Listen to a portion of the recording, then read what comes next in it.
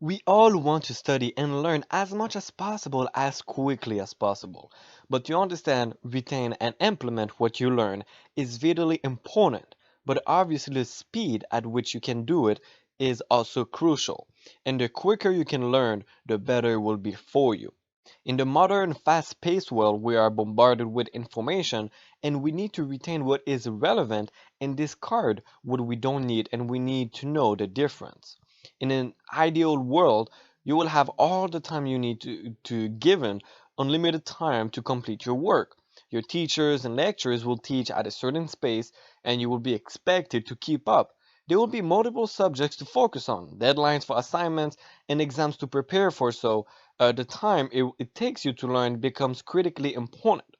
But in order to attend lectures, complete assignments, do well in exams, and achieve your potential, you have to study effectively and efficiently. If you can't do this, then you will struggle to reach your full potential, not because of the level of your intelligence, but because you are missing a vital skill. No matter what you want to succeed at in life, you need to learn and master certain skills. For example, a doctor studies medicine, an electrician learns about electricity, and an entrepreneur needs business skills. So why not apply the same principles to learning and become a successful student by studying how to study? So most of us would like someone to teach us a simple study technique and hand us a study plan that we can implement to make us better students. But unfortunately, in reality, it doesn't work like that. Like all skills, learning study techniques and establishing effective study plans takes time and effort and is a step-by-step process. There are no quick fixes and you need to begin at the beginning, and that means having a general understanding of how memory works.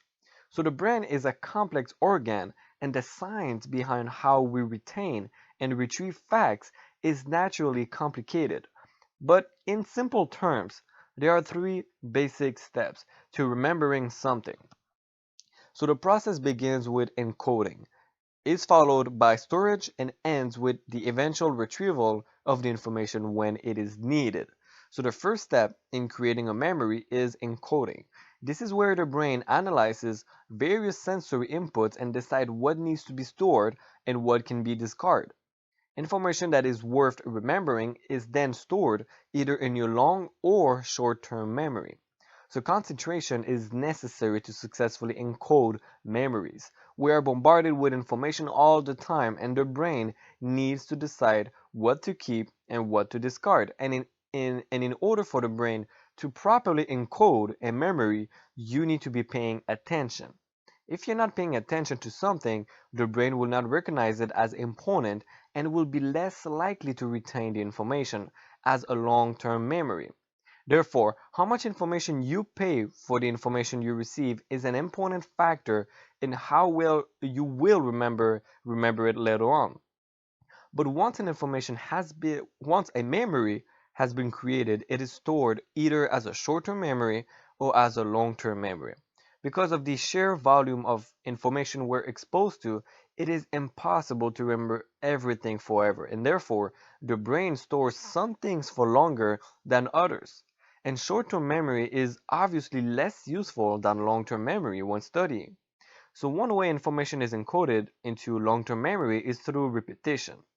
For example, if you ride your bike to school every day for a year, then that ability will be stored in your long-term memory, and you will never forget how to ride a bike. It is also easier to store in information about subjects that you are already familiar with, because this information can be connected to memories that already exist in your long-term memory.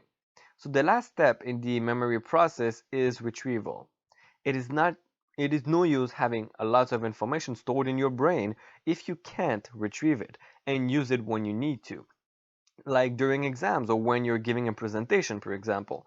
So often we forget something not because of a lack of intelligence or because we have a bad memory, but because it was either not properly encoded into a memory in the first place, or it is there but we don't know how to retrieve it.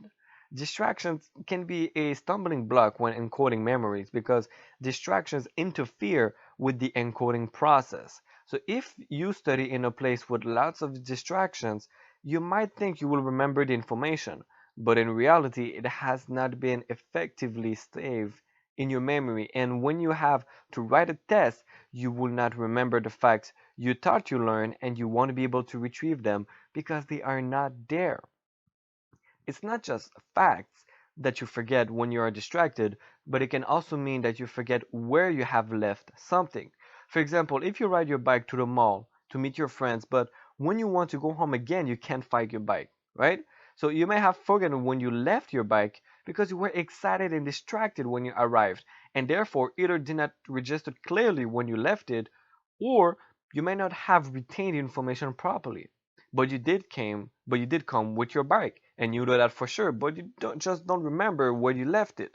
But if you can encode, store, and retrieve what you have learned effectively, then you will be able to study more and do better in your exams or in life in general.